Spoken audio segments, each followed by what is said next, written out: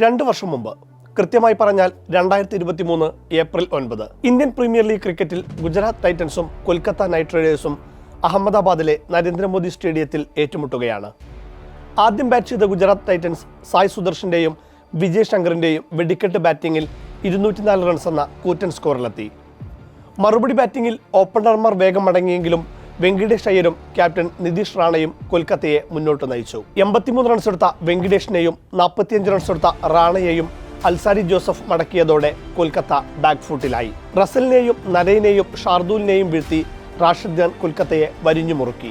2 ഓവറിൽ 43 റൺസായിരുന്നു KKRന് വിജയിക്കാനായി ആവശ്യമുണ്ടായിരുന്നത്. വൈഡായ 2 പന്തുകൾക്ക് ശേഷം 4 ലീഗൽ ഡെലിവറികളിൽ റിങ്കു സിംഗും ഉമേഷ് യാദവും നേടിയത് 2 റൺസ് മാത്രം.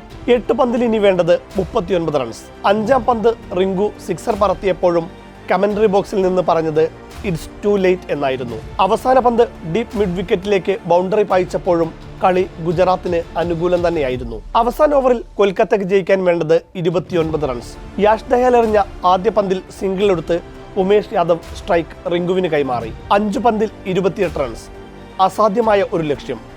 എന്നാൽ റിങ്കു അത് സാധ്യമാക്കി. യാഷ് ദയാൽ എറിഞ്ഞ 2-ാം പന്ത് ഔട്ട്സൈഡ് ഓഫ് സ്റ്റംപിന് പുറത്തു വന്നൊരു ഫുൾ ടോസ്. റിങ്കു ലോങ് ഓഫിലേക്ക് പായിച്ചു. 3-ാം പന്ത് സ്ക്വയറിലേക്ക് വിശ്രമിച്ചു. 4-ാം പന്ത് വീണ്ടും ഫുൾ ടോസ്. വീണ്ടും ലോങ് ഓഫിലേക്ക് റിങ്കു അടിച്ചു. Hat trick sixer. ഇനി 2 പന്തിൽ 10 റൺസ്. 5-ാം പന്ത് ലോങ് ഓണിലേക്ക്. അവസാന ലീഗൽ ഡെലിവറി. ആവശ്യമുള്ളത് 4 റൺസ്. എങ്ങനെ വന്നാലും അടിക്കുമെന്ന ആറ്റിറ്റ്യൂഡിൽ നിൽക്കുന്ന റിങ്കുവിന് മുന്നിൽ യാഷ് ദയാൽ ക്ലൂലെസ്സായി. Short ball. ഒരിക്കൽ കൂടി ഔട്ട്സൈഡ് ഓഫ് സ്റ്റംപിൽ. ലോങ് ഓണിൽ ആ പന്ത് വിശ്രമിക്കുമ്പോൾ ക്രിക്കറ്റ് ചരിത്രത്തിലെ തന്നെ മഹത്തായ ഒരു ചേസിംഗ് പൂർത്തിയായിരുന്നു. തുടർച്ചയായി 5 സിക്സറുകൾ നേടി റിങ്കു കൊൽക്കത്തയ്ക്ക് അവിശ്വസനീയ ജയമൊരുക്കി. Simply unbelievable.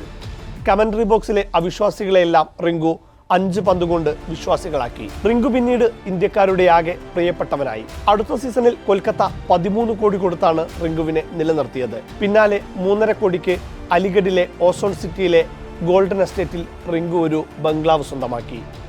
പിതാവ് ഗൻചന്ദ് സിംഗ് ഗ്യാസ് സിലിണ്ടർ ചുമന്ന് നടന്ന അതേ നഗരത്തിൽ തന്നെ. അങ്ങനെ പിന്നെയും അവൻ ആരാധകരുടെ ഹൃദയത്തിലേക്ക് സിക്സർ അടിച്ചുകൊണ്ടിരുന്നു. പിന്നാലെ ഏഷ്യൻ ഗെയിംസ് ക്രിക്കറ്റിൽ സ്വർണം നേടിയ ഇന്ത്യൻ ടീമിൽ അംഗമായ റിങ്കുവിനെ UP സർക്കാർ വിദ്യാഭ്യാസ ഓഫീസറായി നിയമിച്ചു. അടിസ്ഥാന യോഗ്യത ബിരുദമുള്ള പോസ്റ്റിലാണ് 9ാം ക്ലാസ് വരെ മാത്രം പഠിച്ച റിങ്കുവിനെ international medal direct recruitment rules പ്രകാരം നിയമിച്ചത്.